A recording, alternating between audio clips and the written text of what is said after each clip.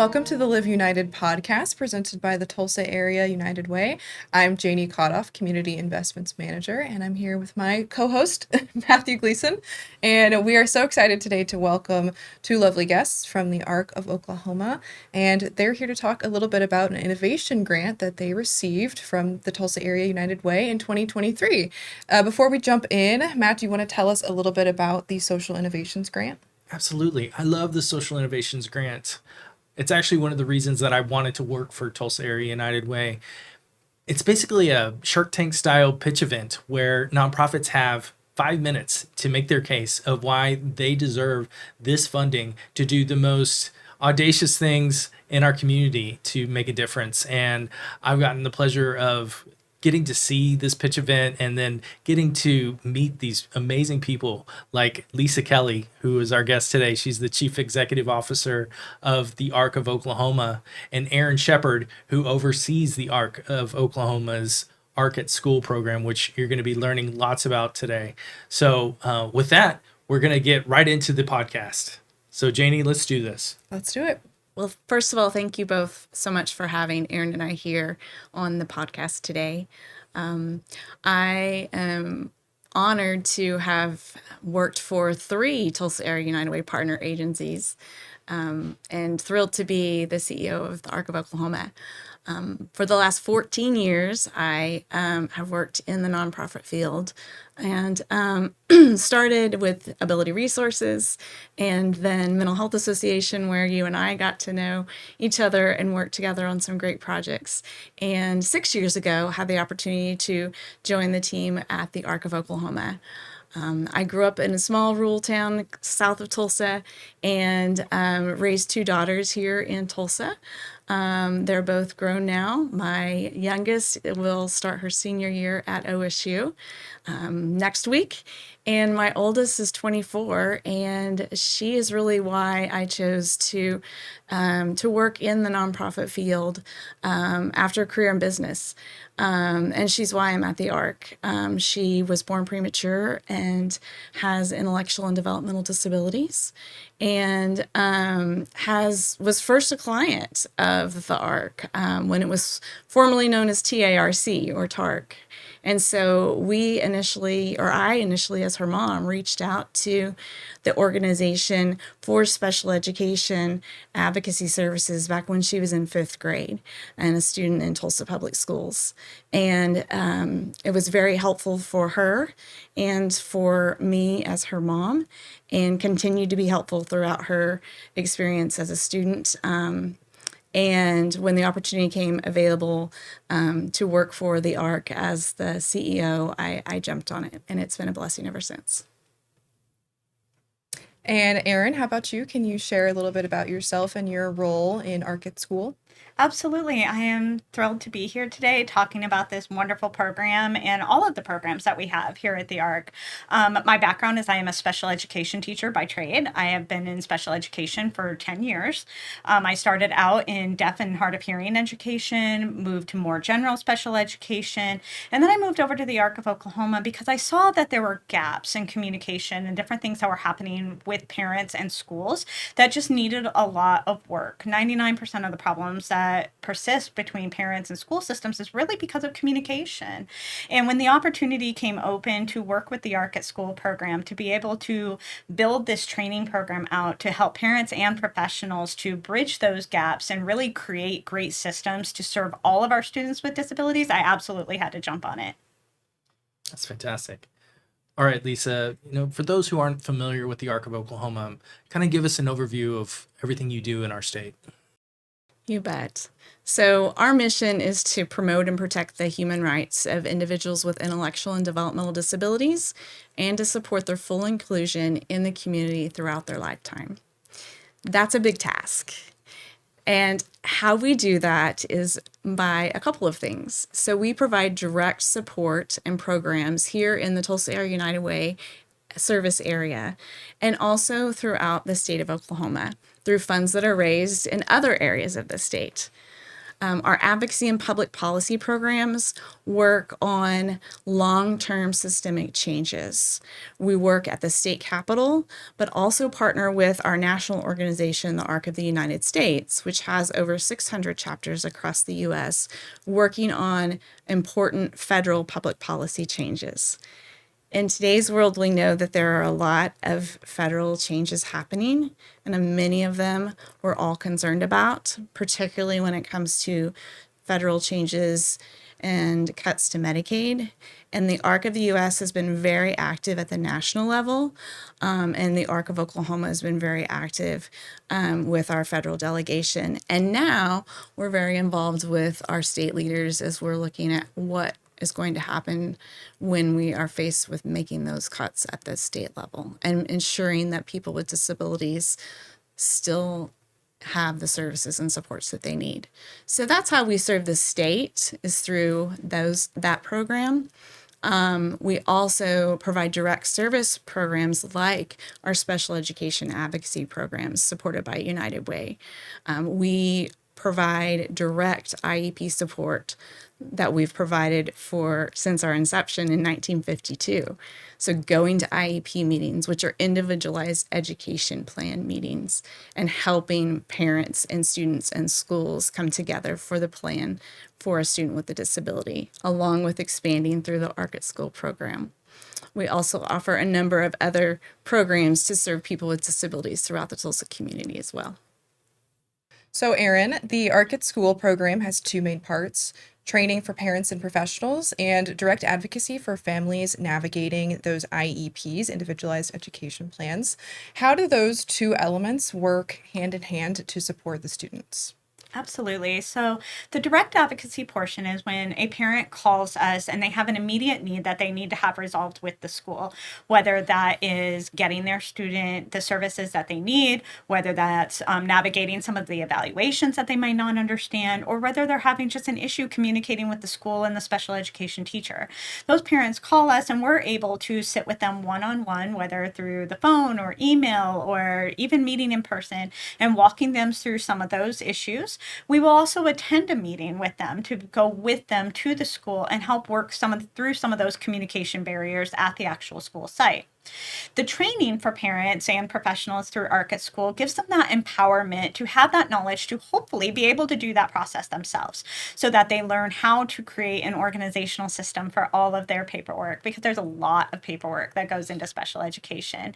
They learn through how to build that system. They learn how to communicate more effectively with school teams. They learn how to do the things that they need to do to advocate for themselves. So really, it's a two-pronged process to help these parents through that direct one-on-one advocacy where they get that immediate crisis help that they need, but also the empowerment to be able to walk into a school and confidently advocate for their student themselves. Wow. I'm sure you've come across so many amazing stories through your work. Is there one that stands out to you? Yes, absolutely. I have a wonderful parent that I work with in a rural school district in the United Way area. She has a kindergartner who was entering school for the very first time, and her student had some pretty severe developmental disabilities. And this parent was just very overwhelmed. She didn't know what to ask for, what to take with her, what should she be talking about when we go to the school. And I was able to meet with her several times before school started, and we had that school meeting. I helped her to get a binder system organized, have all of her evaluations ready, and we went together to sit at that table. As time went on, she has been able to really go and sit at that table on her own and know and be on the same level with the school system to be able to have that full and meaningful participation as a full member of her IEP team. That's wonderful, Erin. Thank you for sharing. And I imagine that for those parents, having someone in their corner can make a world of difference.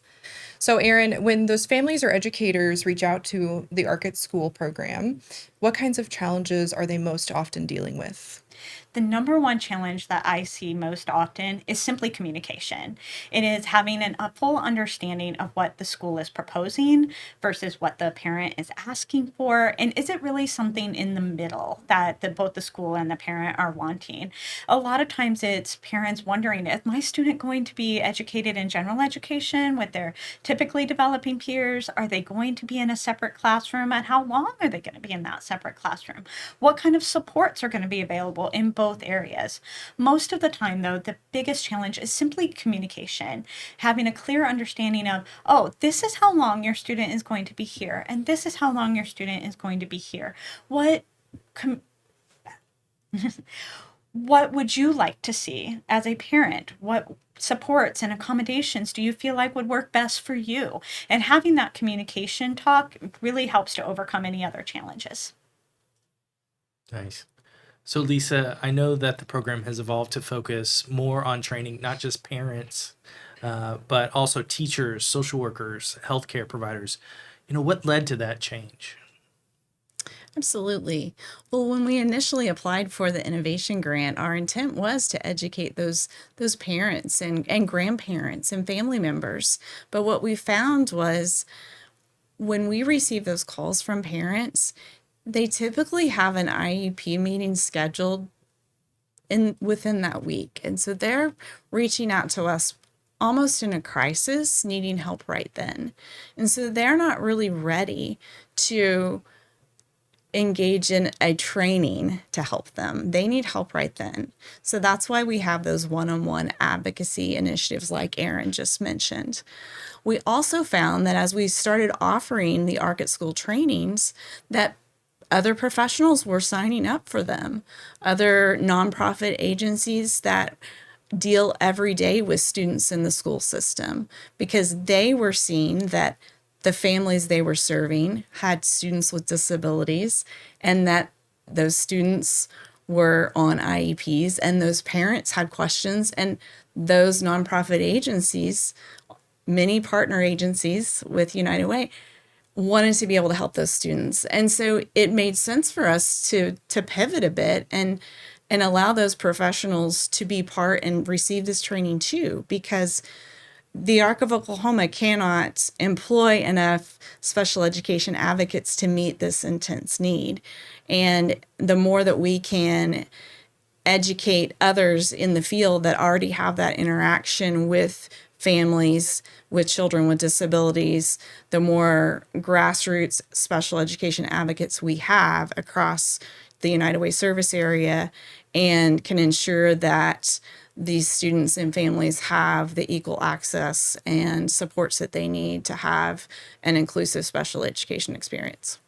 And that's what the social innovations grants are really all about. It's developing an idea and evolving and changing as you understand the community's needs.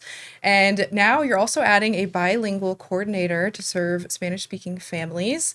Can you talk about what difference do you think that will make in the community? Well, we know that just like English-speaking families have a need. The need is as equal or sometimes greater for Spanish-speaking families, and so that has been a gap in services for us at the ARC for some time now. And we were able to leverage the investment that Tulsa Area United Way made in the ARC at School to secure some funding from the Oklahoma Commission on Children and Youth to fund an ARC at School Spanish version, which will launch in September. And so that has allowed us some investment to hire a bilingual resource coordinator. His name is Omar Sanchez, so he is from the Tulsa area and has actually been working in the school system through his previous employment.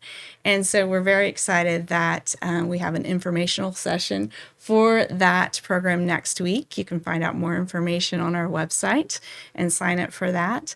But we're very thrilled that we'll be able to serve Spanish-speaking families, not only through the ARC at School program, but also through other services by adding Omar to our team. Wow, it's amazing. So, Erin, for parents who might be feeling overwhelmed or unsure of where to even begin with an IEP, what's that first step you'd recommend?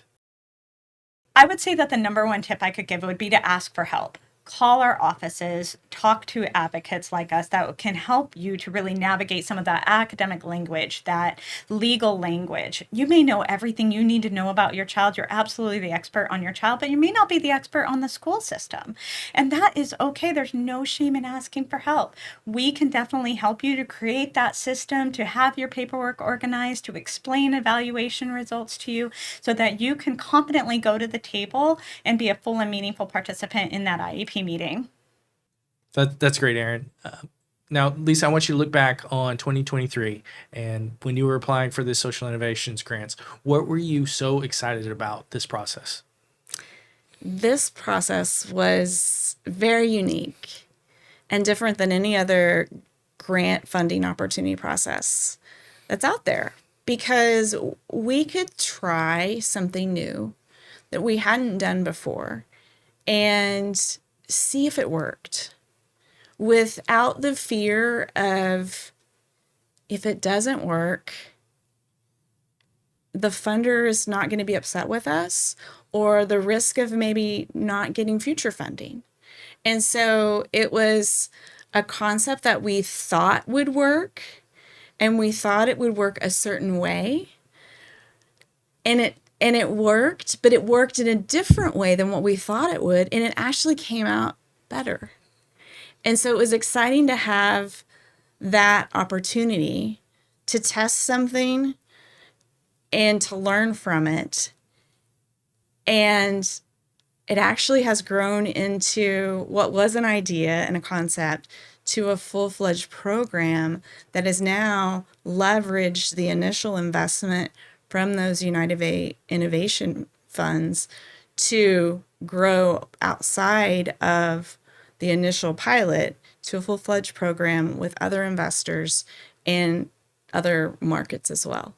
So we loved the innovation grant process, and we've submitted another project for this time around.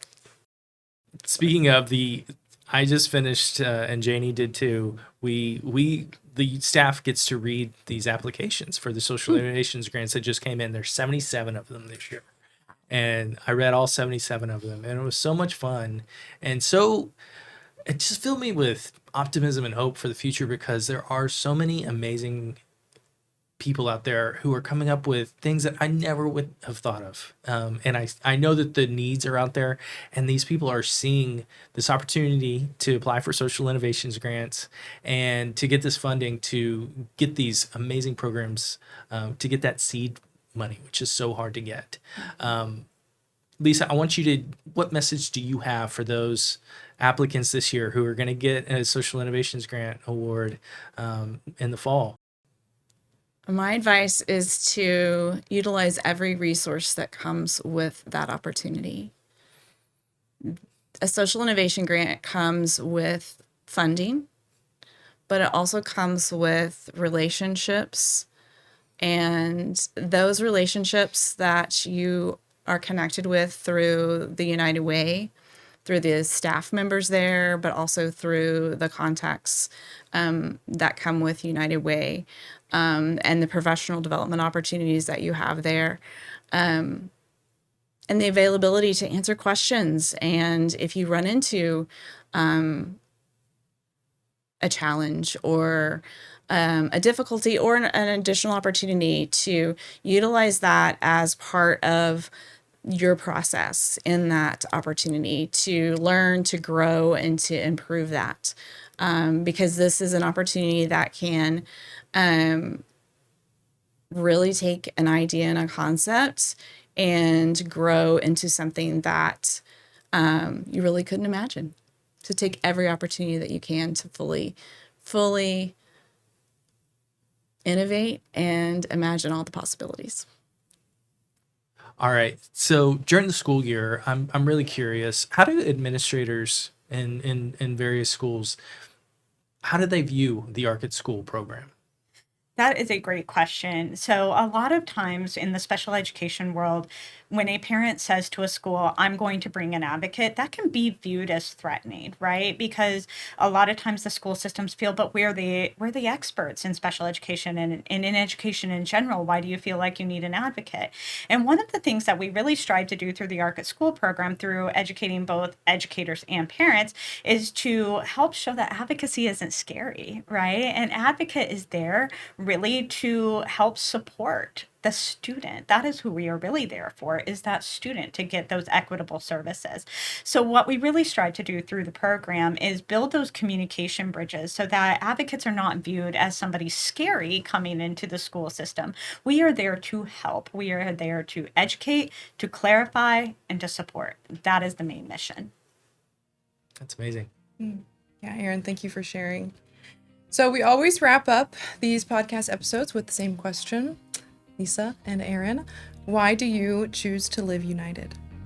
I live united because I believe in community and service. The more that we can help our community, build our communities through our service, then those communities are going to grow and flourish. Our special education and education communities as a whole are so vital to everything that we do. And the more that we can build that community through service, the better off we'll all be.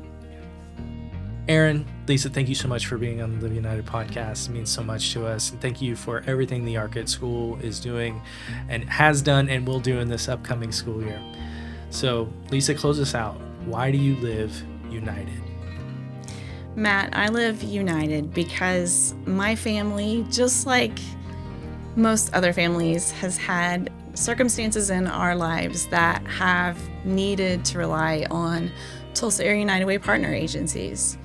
And those agencies have gotten us through some challenging times. And I'm thankful for everything that those agencies do for myself and for my daughters and for our community. And so I choose to live united so that myself personally and the ARC of Oklahoma and our Tulsa Area United Way community can serve other families just like mine has been served.